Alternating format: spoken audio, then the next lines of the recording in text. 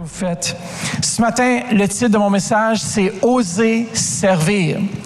J'aime beaucoup cette image parce que ça nous parle d'oser faire un pas de foi dans la direction que Dieu nous appelle à aller. Et je crois vraiment que le service, parfois, c'est ça, c'est de faire un pas, des fois dans l'inconnu. Faire un pas dans ce que Dieu nous a appelés à faire. Et c'est là qu'on voit l'intervention de Dieu. Je n'ai jamais vu l'intervention de Dieu autant que lorsque je m'ai mis au service du Seigneur. Toutes les fois où est-ce que j'avais pas le goût d'aller et je suis venu et que j'ai servi, c'est là que j'ai vu Dieu agir. Et je crois vraiment que Dieu veut qu'on puisse vivre ensemble, en communauté, cette dimension de service et d'intervention de la main de Dieu dans nos vies. Combien d'entre vous, vous aimeriez avoir l'intervention de Dieu dans votre vie? Bon, si vous n'avez pas levé la main, on fait un appel spécial. Après, on a tous besoin de l'intervention de Dieu et surtout lorsqu'on est à son service. Et je crois que c'est là que Dieu nous prête sa force. C'est là que Dieu se joint à nous. Lorsque j'étais en vacances, c'est bien de me reposer, c'est bien de prendre un temps à part pour moi-même. Mais je me disais, ceux qui ne font que prendre du temps que pour eux-mêmes, à la longue, c'est plate. À la longue, ta vie ne sert pas à rien d'utile parce que tu te sers toi-même. Mais le Seigneur nous a appelés en tant qu'Église, en tant qu'individus, à se servir les uns et les autres. Dis à ton frère, j'ai tellement hâte de te servir. Come on. Merci.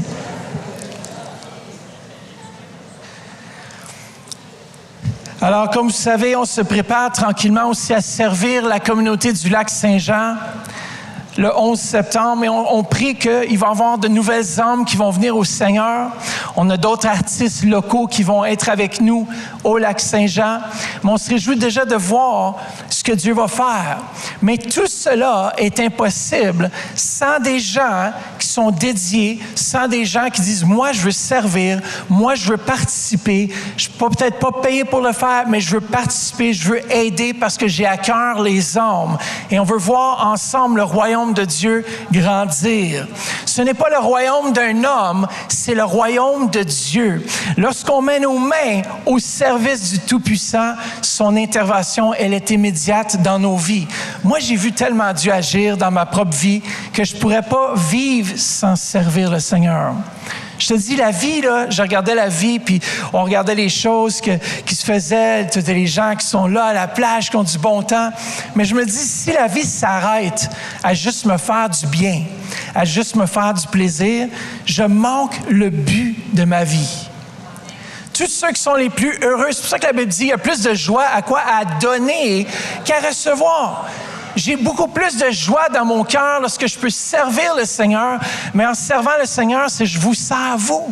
Il y a plus de joie à faire ça et on le découvre. Écoutez bien, c'est pas souvent immédiat parce que c'est pas naturel de servir notre prochain. Mais il y a quelque chose que si on apprend à le servir, il y a une joie qui découle de ça qui dépasse notre entendement. Et je sais que le Seigneur vient, il prête sa force, il intervient, et c'est ce qui fait ça encore plus merveilleux. Dans Actes chapitre 26, au verset 16, c'est un des passages clés que j'ai lu la dernière fois que j'ai apporté le message. Regardez ce que ça nous dit. Et c'est l'apôtre Paul ici qui a reçu l'appel. Il dit, « Mais lève-toi. » Quel est le thème cette année? « Lève-toi. Tiens-toi debout. Voici pourquoi je te suis apparu. C'est pour t'engager à mon service. » Lorsqu'on se lève et lorsqu'on a une révélation, Dieu se révèle toujours afin qu'on puisse servir. Il y en a qui veulent de grandes révélations de Dieu et Dieu te dit, sers ton église locale. Mais on est là, puis on attend à la maison, puis on va avoir de plus grandes révélations. On n'aura pas de plus grandes révélations jusqu'à ce qu'on mette notre main à l'œuvre de Jésus et qu'on commence à faire des pas de foi pour le Seigneur. L'apôtre Paul s'est levé, il s'est tenu debout et le Seigneur a dit, si je t'ai appelé, si je t'ai apparu, si je me suis révélé à toi, c'est pour t'engager à mon service. Nous sommes appelés des ténèbres à la lumière pour servir le roi des rois. lorsque j'ai donné ma vie à Jésus, je l'ai fait, le sauveur et le Seigneur de ma vie. Un Seigneur, c'est, je ne sais pas d'après vous, je pense que mesdames devraient toujours appeler leur mari mon Seigneur. Je suis toujours en train de niaiser mon épouse avec ça. Parce que Sarah elle a appelé Abraham mon Seigneur. Je me dis, elle a bien fait. Parce qu'elle avait compris, écoutez-moi bien, c'est pas rien de sexiste ou rien comme ça, c'est qu'elle avait compris le service que Dieu exige de chacun de nous. Et je suis sûr que c'était la même chose pour Abraham.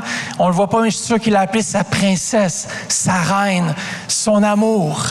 Et c'est un échange mutuel. Mais on dirait, j'aime ça, mon Seigneur. À chaque fois que je dis ça, elle dit, ouais, moi t'en faire, mon Seigneur. Mais c'est correct, on a toutes des choses à apprendre, hein? Oui, c'est elle qui prêche le 11, bon. Mais Dieu se révèle souvent pour nous appeler à son service.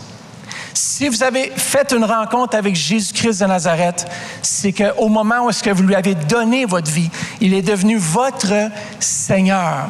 Et on est là, on est appelé pour donner. Dans Matthieu chapitre 20, on a vu les disciples, on a vu d'ailleurs la mère de Jacques et Jean qui est venue pour demander à Jésus une position élevée. Et aujourd'hui, plusieurs veulent des rôles importants, n'est-ce pas? On regarde dans notre société, tout le monde veut être grand, tout le monde veut diriger, tout le monde veut influencer, tout le monde veut être écouté, tout le monde veut être, dans le fond, entendu. Mais Jésus dit, il n'y a rien de mal à être entendu, mais la façon de le faire, c'est de s'humilier et c'est de servir. C'est de servir ton prochain, de penser tellement moins à toi-même et de servir humblement ton prochain. Et vous savez, dans notre société aujourd'hui, c'est quelque chose qui est peut-être parfois difficile parce que ça ne va pas combler nécessairement notre propre intérêt personnel tout le temps. Il y a des fois où est-ce que tu ne veux pas servir. Il y a des fois où est-ce que ce n'est pas convenient ou convenient en anglais qu'on dit pour le service. Mais Dieu nous appelle. Matthieu chapitre 20, on le voit. Verset 21 à 28, la mère de Jacques et Jean demande à Jésus, permets à ce qu'un puisse s'asseoir à ta gauche et l'autre puisse s'asseoir à ta droite. C'est une très grande demande. Et regardez-moi ce que j'aime dans Matthieu chapitre 20, c'est le fait que Jésus dit, oui, peut-être que ce n'est pas à moi de décider où vous allez vous asseoir, mais il dit, il y a quelque chose que vous allez devoir traverser, c'est la mort à vous-même. Il dit, oui, vous allez peut-être être grand, mais il y a un prix à payer. Et le prix à payer, c'était qu'ils livraient leur vie pour le service du Seigneur.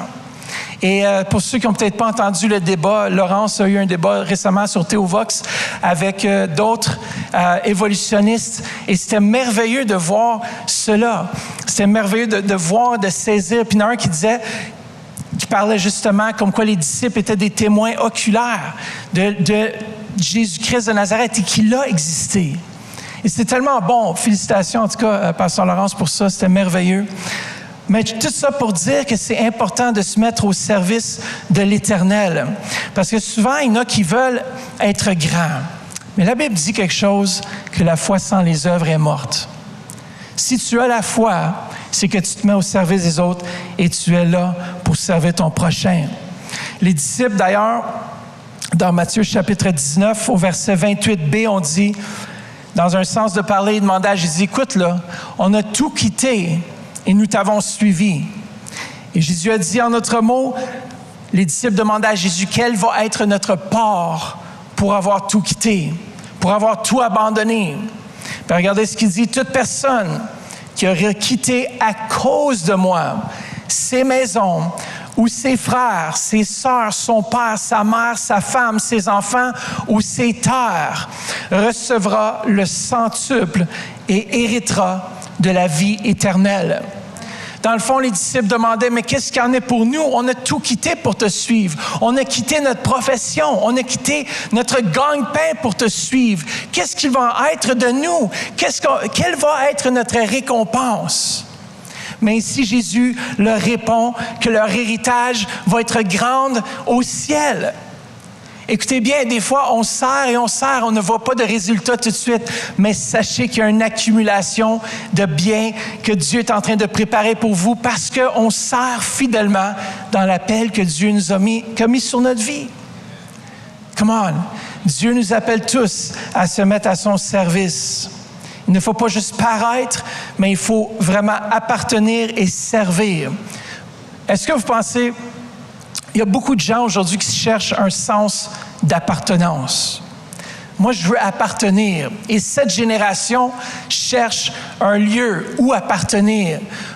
Une cause pour laquelle ils peuvent se battre, pour une cause pour laquelle ils peuvent avancer. Et l'Église de Jésus-Christ est la plus belle des causes. L'Église de Jésus-Christ est la plus belle des causes. Jésus a bâti l'Église. C'est lui qui l'a formé, c'est lui qui l'a fondé. Et il nous appelle à continuer à œuvrer dans cette cause.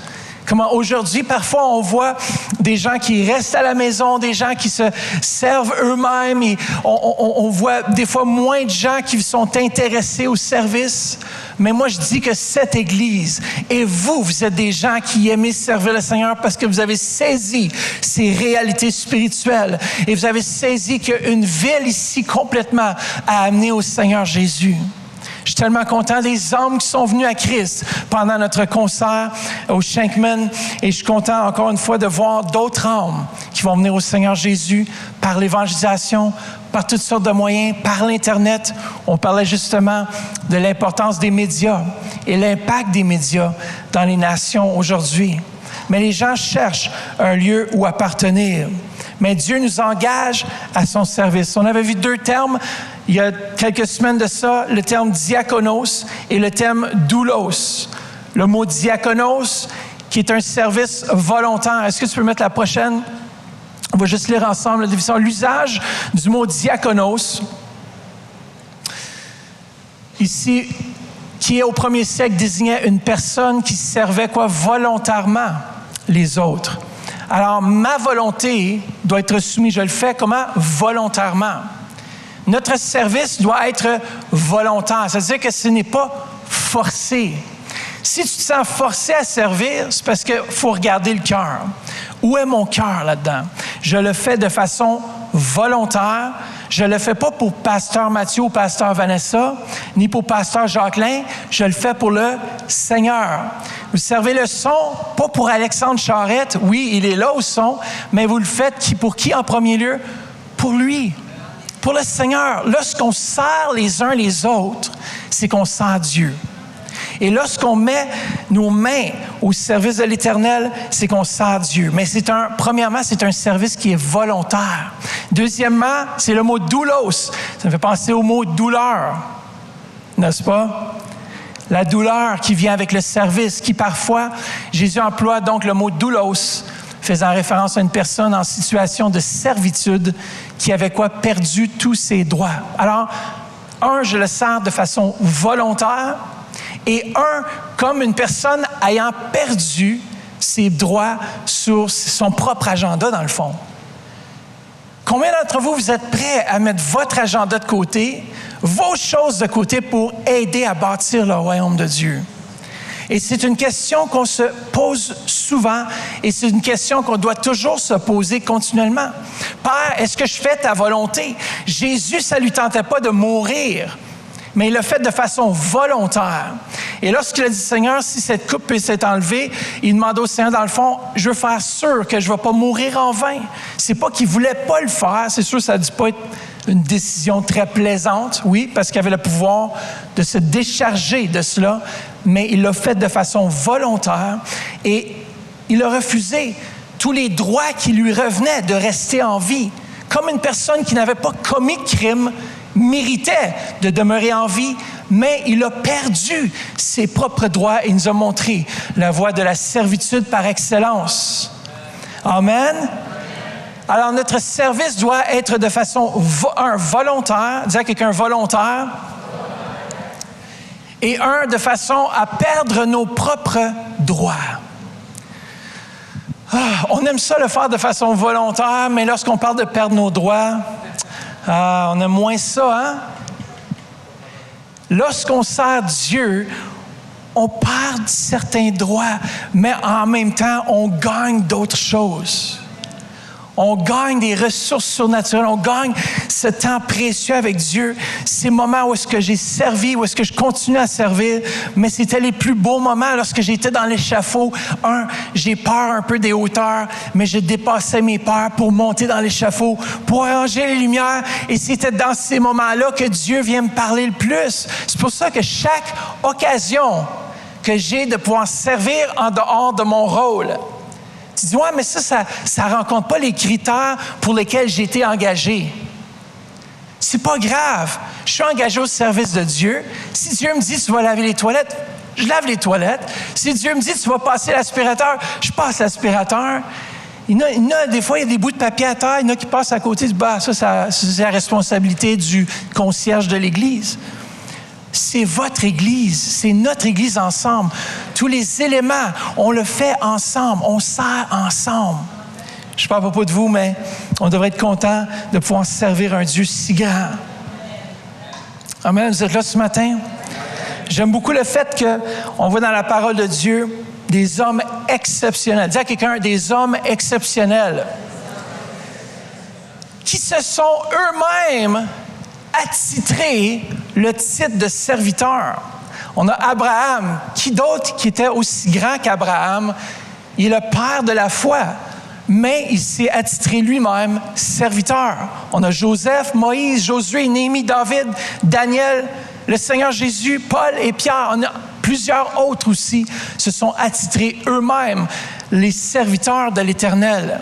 Lorsque Paul dit « Je suis serviteur de Jésus-Christ », au moment où est-ce qu'il est rentré dans le ministère, on voit que l'apôtre Paul, il se pensait plus grand qu'il était vraiment.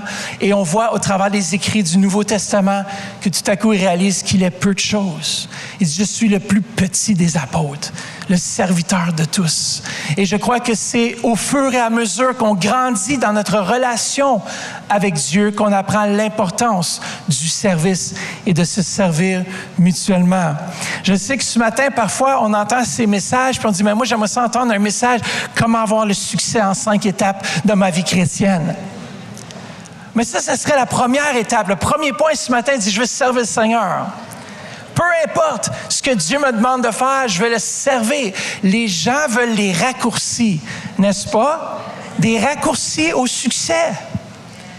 Mais le succès ne peut pas passer sans le service. Pas dans le royaume de Dieu. Peut-être ici dans le monde, ton éducation ou tes connexions vont t'apporter à un endroit d'influence ou de pouvoir gérer des choses, mais dans le royaume de Dieu, qui fonctionne sous des principes différents, Jésus lui-même nous a montré la voie par excellence lorsqu'il a lavé les pieds de ses disciples. Il dit, voici la façon dont je vous ai traité et voici la façon dont vous allez vous traiter. Il ne faut jamais sous-estimer comment Jésus a opéré. Et qu'est-ce que Jésus a dit? Ce n'est pas Pasteur Mathieu qui dit de servir, c'est Jésus lui-même. Et ce matin, si vous sentez l'appel de servir, servez. Il y a tellement de bénéfices au service. Le verset clé ce matin se trouve, inquiétez-vous pas, ce n'était pas juste l'introduction, c'est une grande partie du message. Déjà, dans Jean chapitre 13, au verset 12b, allez jusqu'au verset 17, on va lire ensemble. Et c'est Jésus ici. Comprenez-vous ce que je vous ai dit? Vous m'appelez Maître et quoi? Et Seigneur, et vous avez raison car je le suis. Si donc je vous ai lavé les pieds, moi le Seigneur et le Maître, vous devez aussi vous laver les pieds les uns aux autres. Amen. Qui est prêt ce matin? Alex, toi, je sais que tu es prêt à laver mes pieds, là. Car je vous ai donné un exemple afin que vous fassiez comme je vous ai fait.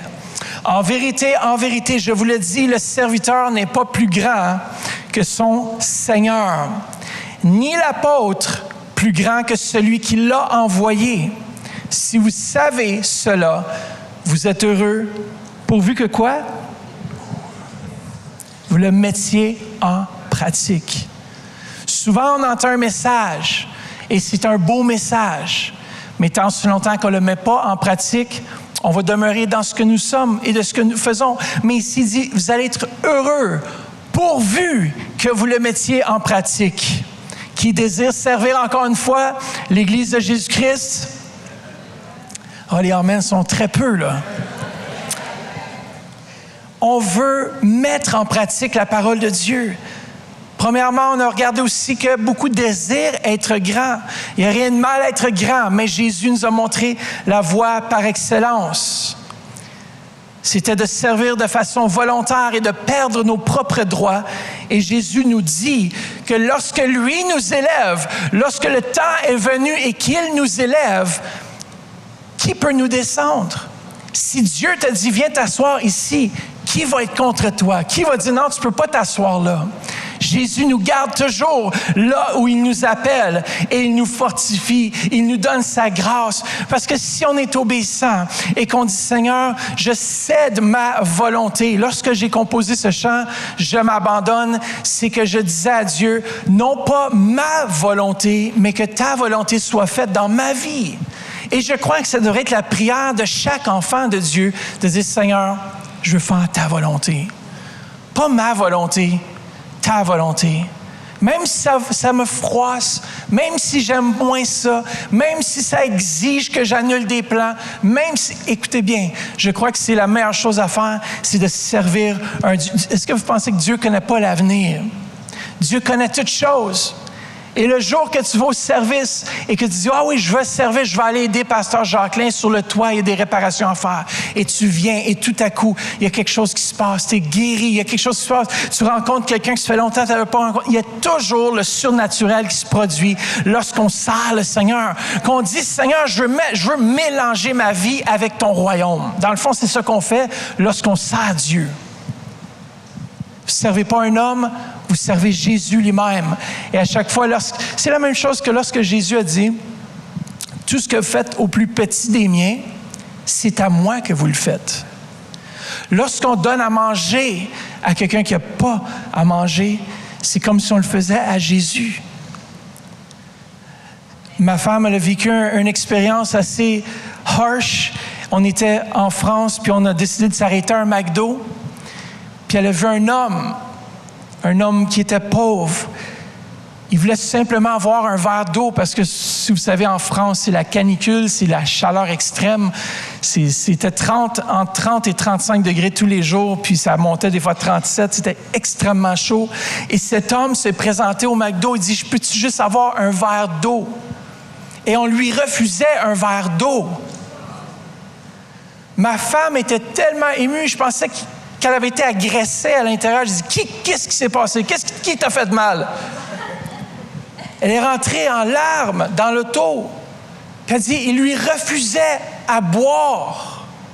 Je suis comme, c'est pas normal. Alors Vanessa l'a suggéré, je pense, de payer à boire. Et puis il y a quelqu'un d'autre qui dit, non, mais on va te payer à manger, voyons. Mais ce qu'on fait envers notre prochain, c'est envers Jésus qu'on le fait. Et si tu désires être utilisé entre les mains de Dieu, Dieu va trouver des occasions où tu peux être à ton service, à son service. Il y avait 2 hommes qui nous ont arrêtés, qui étaient sur un banc en Côte d'Azur, et puis on dit, « Madame, est-ce que vous auriez peut-être une cigarette? » On ne fume pas, nous, on n'a pas de cigarette.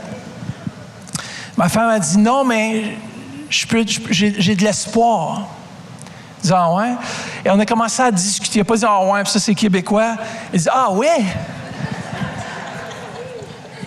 Explique-moi. » Alors on a eu une discussion avec eux, puis finalement on leur a laissé avec l'espoir que nous avions en Jésus.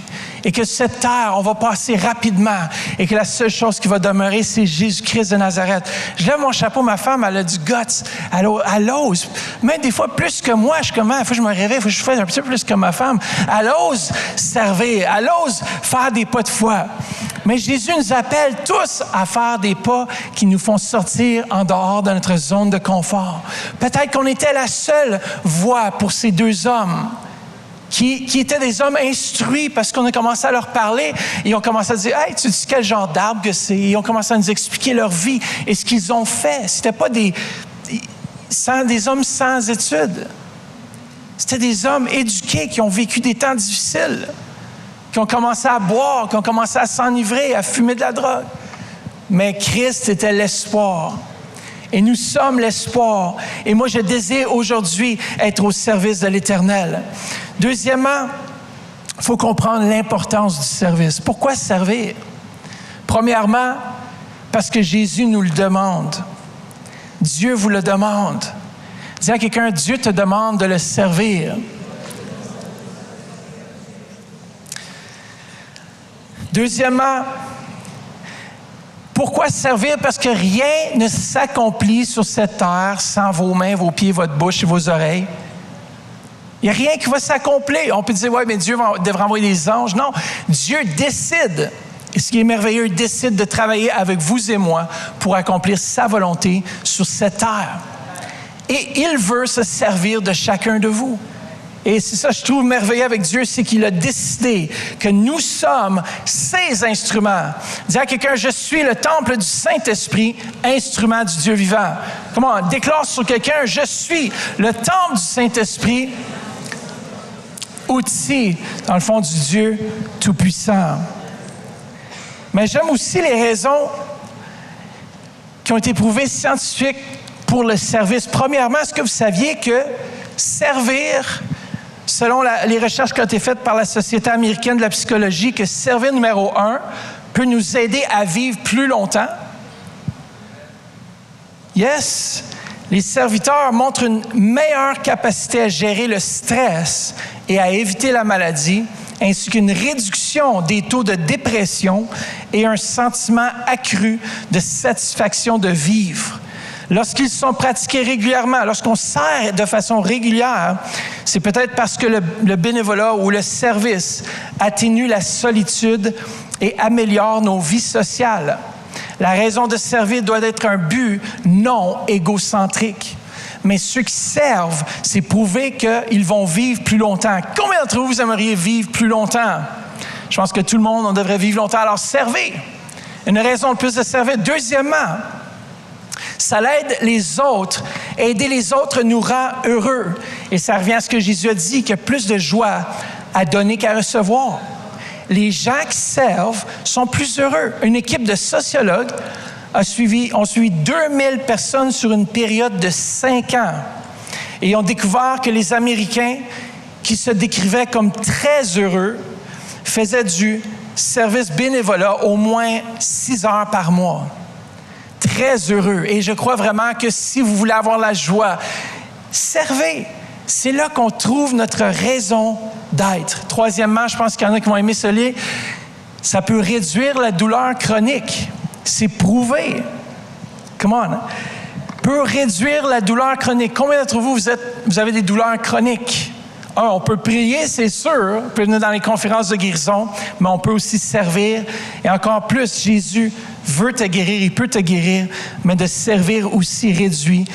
Le fait de faire des connexions, écoutez bien ceci, et avoir un sens ou un but avait un effet positif sur la douleur chronique. Alors, si vous souffrez, servez. Quatrièmement, regardez bien ceci, ça réduit... Combien d'entre vous souffrez peut-être de haute pression? Quatrièmement, ça réduit la tension artérielle. Hey, c'est pas moi qui l'ai dit, c'est un docteur qui s'appelle Jeffrey Burr de l'Université de Massachusetts au Boston. Il a dit le médecin va prescrire moins de viande rouge et réduire tes heures de travail, nécessairement, mais il n'a sûrement pas conseillé le service bénévole ou le service. Mais regardez bien, une étude a démontré que les personnes âgées qui faisaient du bénévolat ou qui servaient l'Église ou qui servaient en général pendant au moins 200 heures par année, par an, réduisaient le risque d'hypertension par 40%. C'est énorme! Jésus savait qu'en servant, en donnant notre vie pour les autres, il y avait des bénéfices même pour nous ici-bas sur cette terre. Mais deuxièmement, on avait aussi des bénéfices qui étaient éternels. Les âmes qui sont venues à Christ pendant le concert, on pourrait même les attribuer à nos ambassadeurs. Je regarde Joe Sadak ce matin et je regarde tous ceux et celles qui se sont impliqués pour promouvoir le concert. Vous faites partie de ceux qui ont fait en sorte que le concert est un succès. Mais vous avez osé servir. Vous avez osé parler parce que il n'y avait aucune idée. Tu sais, quand on met quelque chose sur nos réseaux sociaux, c'est qu'on approuve, on est content, venez-vous-en, on invite nos amis. Imaginez-vous si ça ne marche pas bien et c'est un flop complet. La prochaine fois que tu vas mettre quelque chose sur les réseaux sociaux, les gens disent « Ah, c'est comme la dernière fois. » Mais on a osé servir, on a osé se déplacer. Les musiciens, les chantres ont osé prendre du temps qui aurait pu servir dans leur jardin, je ne sais pas, à prendre soin des enfants, à faire des sorties, aller à Calypso. Ah, c'est tellement pacté, Calypso, ça n'a pas de sens. Mais aller faire d'autres choses, mais ils ont décidé de prendre du temps à part pour servir le royaume de Dieu et la plus grande cause. Et lorsque les âmes viennent à Jésus, je trouve que c'est ça la chose la plus belle. N'est-ce pas? Est-ce que je suis le seul qui est encouragé par les âmes qui viennent à Christ? Pasteur Jacqueline, cette semaine, il rentre dans le bureau. Lui est toujours excité, il y a toujours quelque chose dans son cœur. Puis il y avait des projets avec les Gédéons, puis il parlait de ça. Puis il y avait tous des dépliants pour le stage. Je dis, c'est comme une chose organisée, genre déjà d'avance. Il y avait tout ça à cœur. Mais pourquoi? Parce qu'il est motivé par les âmes qui sont touchées par Jésus-Christ. Et chacun de nous, cette année, le thème, c'est « Levons-nous, seulement fais un pas de foi comme l'apôtre Paul, lève-toi et le Seigneur t'appelle à son service. » Il nous appelle à transmettre sa gloire. Christ veut être glorifié au travers de toi, mais aussi ça réduit ta tension artérielle. C'est pour ça que tu es en forme, Pasteur Jacqueline, tu sers le Seigneur. Cinquièmement, ça donne un sens à notre vie et la satisfaction. Les études démontrent que le bénévolat, ou moi j'appelle ça le service, renforce le sentiment général de but ou d'objectif et d'identité individuelle. En particulier, lorsqu'on s'occupe, s'il n'occupe plus un rôle déterminant dans la vie comme travailleur ou parent. Si vous êtes à la retraite, il n'y a jamais de retraite en Dieu. Come on. Si vous êtes retraité, c'est le temps de commencer vraiment à servir. C'est là que votre vie commence. Parce que, vous savez, ceux qui arrêtent de travailler, c'est prouvé qu'il y a quelque chose qui vient comme un découragement parce qu'ils ne se sentent plus utiles à la société. Lorsque tu travailles pendant des années dans une société et que tu donnes ta vie, tu sens que tu accomplis quelque chose et tu sens que tu fais part de quelque chose de plus grand. Maman, papa, si vous êtes à la retraite, c'est maintenant le temps de servir le Seigneur à 100%, de venir à l'Église, de dire, Pasteur Vanessa, comment est-ce que je peux servir? En plus, Dieu vous réserve parce que vous êtes tellement rempli de talent. Votre vie et tout ce que vous avez appris, au moins ça va servir au royaume de Dieu. Pensez-y, tout ce que vous pouvez faire pour le royaume de Dieu maintenant que vous êtes à la retraite. Hein, n'est-ce pas merveilleux? J'ai mon beau-père qui est allé célébrer ses 70 ans. Et puis, tu penses qu'à la retraite, on se calme un peu. Mais non, lui, il est tellement plein d'énergie qu'il va aller en Corse, faire la traversée des montagnes en Corse. C'est intense, là. On s'entend qu'il y a des alpinistes professionnels, des fois, qui réussissent même pas à le faire, à cause c'est tellement exigeant. Ça fait qu'on va voir ce que Dieu fait au travers sa vie. Alors, on va prier pour lui. Mais c'est à la retraite que si on n'a pas d'objectif, si on n'a pas de but, si on ne dit pas « je veux servir, je veux faire quelque chose pour Dieu », c'est qu'on perd notre raison d'être. Et souvent, les gens s'éteignent.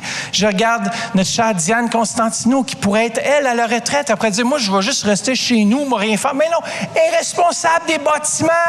Une femme responsable d'un bâtiment comme celui-ci, puis elle fait un travail excellent. Mais elle a décidé, si on lui demande, elle n'est pas venue à cause du gros salaire. Franchement, pour ceux qui savent, Francine, tous ceux qui servent ici, qui ont décidé de mettre leur talent, leur capacité, puis ont dit, je veux servir la maison de Dieu. Frères et sœurs, si vous êtes à la retraite, venez nous voir. On va se servir de vous, c'est sûr, à 100%. Alors, comment servir? Dernier point ce matin. Comment servir? Premièrement, il faut comprendre et valoriser le service. Il faut comprendre que Jésus nous a demandé de servir. Et dans la mesure où on saisit cette importance, c'est dans la mesure qu'on va s'engager au service. Tant si longtemps qu'on n'a pas saisi ce que Dieu nous demande, mais on ne va pas servir, ou on va le faire à moitié. Quelqu'un qui valorise le service, c'est aussi quelqu'un qui ne trouve pas d'excuses pour manquer à leur service. Ouais, mais j'ai un problème avec ci, avec ça. C'est qu'on valorise, on priorise. Ça veut dire lorsque j'ai donné ma parole, que ton oui soit oui, que ton non soit non. J'aime mieux quelqu'un qui me dit « je suis pas capable ». Parfait, on s'organise autrement. Quelqu'un qui dit « ouais, on va y aller, moi être là ». Et jamais, no call, no show. Il nous a fait du ghosting 100%. Là. Qu'est-ce qui est arrivé? Ah, j'ai eu des problèmes. Oui, mais pourquoi tu ne nous as pas juste avisé? On ne veut pas de ghosting à l'Église Le Centre. Lorsque votre pasteur vous écrit ou essaie de vous appeler, que vous voyez le numéro, oh non, on ne veut pas de ghosting, ça veut dire vous répondez. Oui, pasteur, comment ça va? Amen. On dirait que cette génération, c'est les spécialistes du ghosting, hein? Tu envoies un texte, puis la réponse est 2 semaines après. Je dis comme, t'as pas vu le texte avant? Là, on a passé l'événement, on a passé tout le travail, il y a eu plein de bénévoles, on a eu un bon temps, il y a eu des âmes qui sont venues au Seigneur. Puis là, tu réponds après tout ça. Oui, tu m'as écrit la semaine passée pour servir. Excuse-moi, je n'étais pas capable. Oui, mais tu ne peux pas le dire, genre, le même jour que je t'ai demandé. On ne veut pas de ghosting. Je pense que vous savez de quoi je parle, hein? Quand cette personne qui vous texte, là, qu'elle ne voulait juste pas répondre, parce que c'est plus convenient, ou comme on pourrait dire, ça nous fait plus plaisir pour le moment. On ne veut pas débattre rien, on ne veut pas... Vous êtes avec moi ce matin? Yes. Nous devons valoriser l'Église ensemble. C'est l'Église de Jésus-Christ. Il l'a bâtie comme il le désire. Et nous demande d'en prendre soin lorsqu'on comprend et qu'on voit l'importance du service. Non seulement quand c'est pratique, mais quand ça dérange ou que ça décale, ou je pourrais même dire que ça bouscule notre agenda. Ça, c'est le test ultime du vrai serviteur. Quand tout va bien, puis tu dis « oui, je vais être là », mais c'est lorsqu'on téléphone puis on a besoin de l'aide urgemment. C'est là que ça bouscule ton agenda. C'est là que tu es éprouvé. Dieu veut voir si tes préoccupations passent au-dessus des préoccupations de lui, de son Église. Ah, comment encouragez-moi à prêcher ce matin. Deuxièmement, il faut se servir où il y a un besoin. N'attendons pas le moment d'être parfait ou d'avoir le poste parfait à combler. Il y en a qui disent « ouais, mais il n'y a pas de service dans ma sphère ». Oui, il y a un service dans ta sphère. Même si ça ne l'est pas, on a une équipe qui vous entraîne. Je regarde ceux qui sont à la caméra ici qui servent. Naturellement, ce n'est pas des caméramans, ils n'ont pas étudié là-dedans, mais on les a formés ici même. Alors, il n'y a pas de département dans lequel vous ne pouvez pas servir, même si vous n'êtes pas qualifié. Alors, à part la louange, s'il vous plaît, si vous chantez faux, il y en a qui disent « ouais, mais moi, je chante faux, je chante pour l'agneau. » Oui, mais chante faux pour l'agneau dans ta douche. Pas en avant. Ouais, c'est ça. Ou pasteur, je sais jouer un instrument. Oui, ça fait combien de temps? Ça fait 1 semaine, j'ai appris la guitare. Il reste encore un petit cheminement à faire. Mais lâche pas. Continue. On a besoin de vous. On a besoin des musiciens. C'est fou comme on court après les musiciens. Comme, je dis, est-ce que c'est un problème juste ici, Église de Centre? Mais ça a l'air d'être un problème global de l'Église. Les musiciens, on a besoin, nous, on focalise, on met beaucoup d'accent parce qu'on croit que la louange nous apporte dans cette dimension de l'esprit qui nous permet de vivre le surnaturel. Et c'est pour ça vraiment qu'on a besoin de musiciens. Si vous êtes musicien et que vous êtes assis là et que vous vous plaignez à chaque dimanche parce que le drummer ne joue pas comme vous voulez, puis vous êtes un drummer, mais qu'est-ce que vous attendez pour vous révéler? Il y en a qui disent « ah, si je me révèle, c'est foutu après. » Oui, c'est correct. Mets ton agenda de côté. Sers le Seigneur. Oui, mais il faut que j'arrive de bonne heure le dimanche matin, puis j'ai travaillé toute la semaine, je suis brûlé. Ben oui, mais savez-vous quoi? Tout le monde est fatigué. Tout le monde pourrait rester à la maison, mais on décide de servir notre roi des rois, notre Seigneur des seigneurs. Laissez votre vie de côté. Celui qui perd sa vie à cause de moi va la retrouver. Celui qui perd famille, femme, enfin bon, faut pas perdre votre famille, là. Il y en a qui prennent ça c'est le principe. Il y en a qui prennent ça au littéral. Ouais, mais là, je laisse ma femme, mes enfants, puis je sors le Seigneur. Non. Servez le Seigneur fidèlement. Et en famille aussi. Servir avec un cœur humble et sincère. Dernièrement, l'humilité, pas avoir d'agenda. Pas servir avec un arrière-plan. Ouais, je veux servir parce que j'ai un ministère à promouvoir. Alors, si je peux seulement prêcher une fois à Église Le Centre, puis on sait que ça va être diffusé partout, ça va aider mon ministère. Non. Lorsqu'on sert l'Église de Jésus-Christ, on met notre agenda de côté. On dit, je suis pas là pour être servi, je suis là pour servir.